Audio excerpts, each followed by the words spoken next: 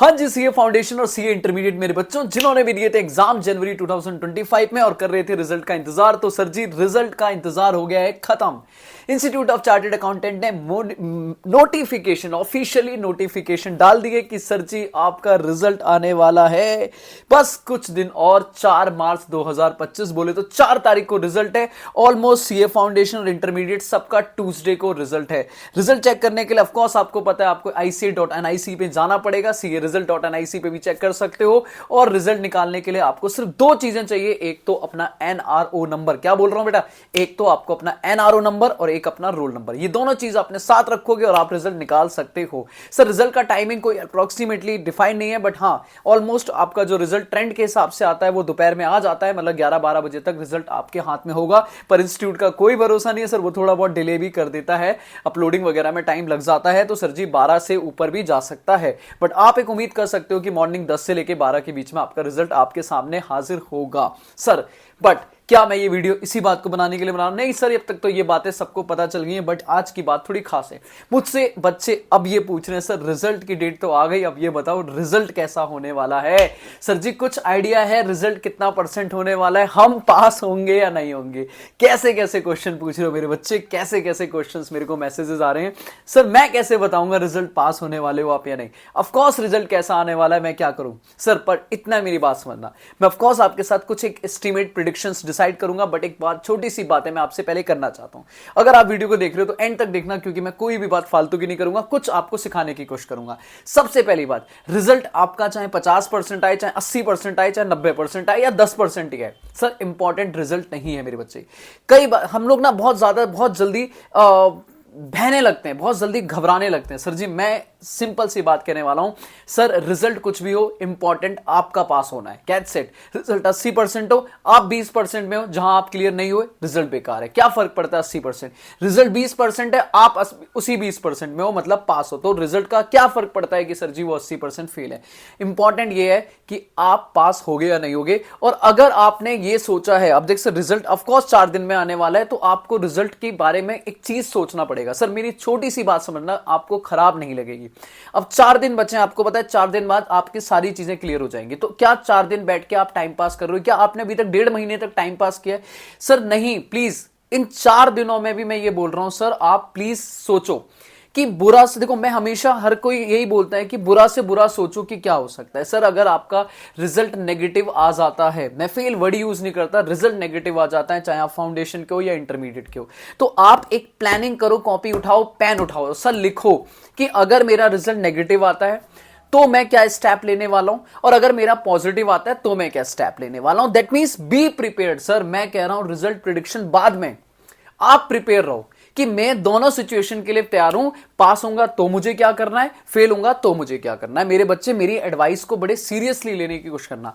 अगर पास होता हूं मैं, सपोज मैं पास होता हूं, तो मुझे अपने अटेम्प्ट के लिए कैसे प्रिपरेशन करनी है। मैंने ऑलरेडी एक वीडियो बनाई थी जहां पे मैंने क्लासेस के बारे में बताया था कि अगर आप पास होते हो तो आप कौन सी क्लास ऑनलाइन ऑफलाइन कैसे चूज करोगे। ये सारी बातों को आप दोबारा से देख करो डिसाइड कि सर मैं कौन से सब्जेक्ट्स की ऑनलाइन क्लास लेने वाला हूं या ऑफलाइन लेने वाला हूं। ऑफलाइन लेने वाला हूं तो कैसे कैसे मेरा प्लान होगा, मेरा बजट क्या होगा, मेरा टाइमिंग क्या होगा, मेरा शेड्यूल क्या होगा, और मैं कब तक कैसे टारगेट करूंगा, ग्रुप 1 ग्रुप 2, अगर मैं फाउंडेशन में इंटर में जा रहा हूं, और अगर इंटर पास होके तो मेरी ट्रेनिंग वगैरह क्या होगा, मुझे आर्टिकलशिप के लिए कहां से काम करना पड़ेगा। ये सारा काम करो, रिज्यूम तैयार कर लो सर जी इंटर वाले। अगर आपको लगता है आपने बोथ ग्रुप दिए और आपका बोथ ग्रुप क्लियर है, या आपने ग्रुप 1 दिए थे ग्रुप 2 के लिए जा रहे हो, वट एवर, सर सारे सिनारियोज कॉपी उठाओ और लिख लो कि अगर मैं पास होता हूं, सर मत सोचो मैं पास होऊंगा या फेल, मैं दोनों के बारे में सोचूंगा।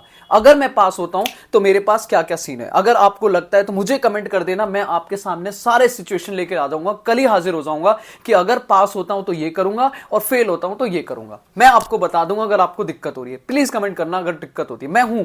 क्लियर है now sir, what about sir मैं फेल हो जाता हूं, मेरा रिजल्ट नेगेटिव आता है तो मुझे क्या करना होगा? क्या मैं बैठ के सिर्फ रोता रहूंगा? क्या मैं सब कुछ वही पुराने पेपर उठा के देखता रहूंगा? क्या मैं उन्हीं पेपर को देखता रहूंगा? क्या मैं टीचर्स को मैसेज करके पूछता रहूंगा सर अब मैं क्या करूं? नहीं सर, खुद को सोचो ना। जो 4 दिन बाद सोचोगे, 4 दिन देखो रिजल्ट ऑलरेडी लेट है सर, रिजल्ट ऑलरेडी लेट है मेरे बच्चों। अब उसके बाद भी तुम 2 दिन 3 दिन खराब कर दोगे सोचने में, तो सर जी क्यों टाइम बर्बाद कर रहे हो? मे के लिए अगर प्रिपेयर होगे, डेफिनेटली अगर आपका रिजल्ट नेगेटिव आता है, मे के लिए प्रिपेयर होगे, टाइम नहीं बचा तो सर जी अभी सोच लो ना, अभी क्यों बैठे हो खाली? सर उठाओ कॉपी और लिखो कि अगर मैं फेल होता हूं तो फिर मेरी प्लानिंग क्या होगी, क्या मैं वही तरीके से पढ़ूंगा, क्या मैं क्लासेस लूंगा नहीं लूंगा, जो भी करना है मुझे कैसे करूंगा, किस सब्जेक्ट में मुझे डर लग रहा है, किस सब्जेक्ट में मुझे लगता है कि मैं इसमें फेल हो सकता हूं, और अगर मैं फेल हो सकता हूं तो उस सब्जेक्ट को मैं कैसे ठीक करूंगा, सब कुछ लिखो मेरे बच्चे, सब कुछ लिखो। दैट मीन्स ये अगले 4 दिन, 3 ही दिन है सर, चौथे दिन तो रिजल्ट आ जाएगा। ये 3 दिन वेस्ट मत करो, अपना डिसाइड करो, पास हुआ तो क्या होगा, फेल हुआ तो क्या होगा। अब मैं आता हूं प्रिडिक्शन पे। होप सो आपको समझ आ गया, और अगर आपको सच में लगे कि हाँ ठीक है यार ये बात मैंने सच करी है, तो एक बार जय माता दी जरूर लिखना, क्योंकि रिजल्ट चाहिए अपने को 100% पॉजिटिव अपने बच्चों के लिए। ठीक है, चलो जी कमेंट में इधर करो। ठीक है, नाउ अगर मैं प्रिडिक्शन पे जाऊं, तब देखो मैं प्रिडिक्शन जाता हूं as per the numerical average data. Clear है? तो हमारा ना कुछ प्रिडिक्शन मैंने जो सोचा है वो ये सोचा है कि सर अगर देखो होता क्या है कि आपका सीए फाउंडेशन और सीए इंटरमीडिएट का अगर मैं पास ट्रेंड देखूं, तो सर जी आपको पहले 2 लेटेस्ट देखने पड़ेंगे, क्योंकि लेटेस्ट 2 न्यू कोर्स में एग्जाम हुए, अब आपका तीसरा नंबर है। तो इंस्टीट्यूट ने अभी तक कोई एक पैटर्न फॉलो नहीं किया। अगर ध्यान से देखो तो जून 2024 में जब पहली बार पेपर हुआ तो इंस्टीट्यूट ने फाउंडेशन का निकाला 14%, और उसी टाइम पे अगर मई का देखोगे तो 27%, मतलब अच्छा खासा हाई परसेंटेज था किसका, इंटर का, लेकिन लो परसेंटेज था किसका, फाउंडेशन का। उसके बाद इन्होंने फाउंडेशन का इंक्रीज कर दिया और इंटर का डिक्रीज कर दिया, मतलब सितंबर में फाउंडेशन बढ़ गया और इंटर का रिजल्ट कम कर दिया। और देखना सर बोथ ग्रुप 5%, ये तो हवाई डला ली। क्लियर है? तो मतलब पहले इन्होंने मई में रिजल्ट एक अच्छा दिया एक बुरा दिया, फिर एक बुरा दिया और एक अच्छा दिया। क्लियर है? ओल्ड में जाऊं कि ओल्ड कोर्स के अंदर तो एक पैटर्न दिखेगा आपको। अगर फाउंडेशन में जाओ तो ऑलमोस्ट रिजल्ट जो घूमता था वो 30% के आसपास, 25 से 30% के आसपास घूमता था, लेकिन न्यू कोर्स में रिजल्ट कम हो चुका है, 20% भी क्रॉस नहीं कर रहा अभी तक 2 एग्जाम के अंदर। इंटर का रिजल्ट सर पहले अगर देखा जाए तो देखो इधर करीबन, अगर मैं यहां पे देखूं ग्रुप वन की तरफ जाऊं तो पहले 20% के आसपास ऊपर था, फिर वो कंटिन्यू रहा नवंबर में भी, फिर कम हो गया, फिर कम हुआ, फिर बढ़ा। दैट मींस ओल्ड कोर्स से कम हुआ और अब वापस ट्रैक पे आ गया। तो इंटर का तो मैं बोलूं कि सर वो बहुत ज्यादा नहीं काम करने वाले खराब। ठीक है, जो मुझे समझ आता है इंटर का रिजल्ट घूम फिर के वही आएगा जो उनका बनता है। मतलब अगर मैं बोलूं तो 20 से 25% के आसपास ही इंटर का रिजल्ट आएगा। वो ज्यादा ना खराब करेंगे ना ज्यादा बढ़ाएंगे, 20 से 25% के बीच में वेरी करेगा रिजल्ट। दैट मीन्स ठीक होगा इंटर का। और फाउंडेशन की बात करूं तो फाउंडेशन का इस बार ऐसा नहीं होगा कि एक अच्छा एक खराब। मेरे हिसाब से फाउंडेशन का भी ऑलमोस्ट 20% के आसपास मेंटेन रहेगा। मतलब ऑलमोस्ट अगर मैं बात करूं तो फाउंडेशन और इंटर में थोड़ा सा हो सकता है कि फाउंडेशन और नॉर्मल रहे, इंटर का सर आपका रिजल्ट थोड़ा बढ़ जाए, बस मेरे को ये लगता है। तो अप्रोक्सीमेटली अगर मैं बोलूं तो जो मेरे को लगता है प्रेडिक्शन देख के वो ये लगता है कि सर जी दोनों का ऑलमोस्ट आसपास ही रहने वाला है, ज्यादा कुछ डिफरेंस नहीं होने वाला। 20% के आसपास मुझे फाउंडेशन लगता है, इंटर का भी 20% या 22%, 25%, थोड़ा सा ज्यादा हो सकता है। बट सर क्या फर्क पड़ता है, मैं अगेन वही बोल रहा हूं, क्या फर्क पड़ता है सर जी, मुझे नहीं पता क्या प्रेडिक्शन होने वाला है। मैं तो बस एक तुक्का, एक हवा में तीर लगाने की कोशिश कर रहा हूं, बट एग्जैक्टली इंस्टीट्यूट बताएगा, वो भी 4 तारीख को, कि क्या रिजल्ट है। क्लियर है?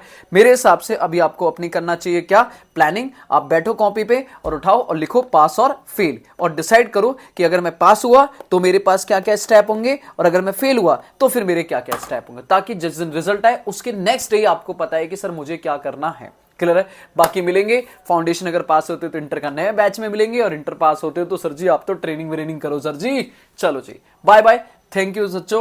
और प्लीज कमेंट करना अगर आपको लगता है कि मेरे को ये कास्टवेल की वीडियो अगर आपको चाहिए, तो मैं भी एक तरीके से आपको सजेशन वीडियो बना दूंगा। कमेंट करके बताना कि सर पास या फेल में मुझे बताओ कि अगर मैं पास हो रहा हूं तो क्या करना चाहिए, फेल हो रहा हूं, जो भी आपके डाउट है कमेंट करो, मैं आपके डाउट सारे क्लियर करूंगा टिल द 3rd फरवरी और 3rd मार्च, और 4th मार्च को फिर करेंगे रिजल्ट पे बात। थैंक यू सो मच बच्चों।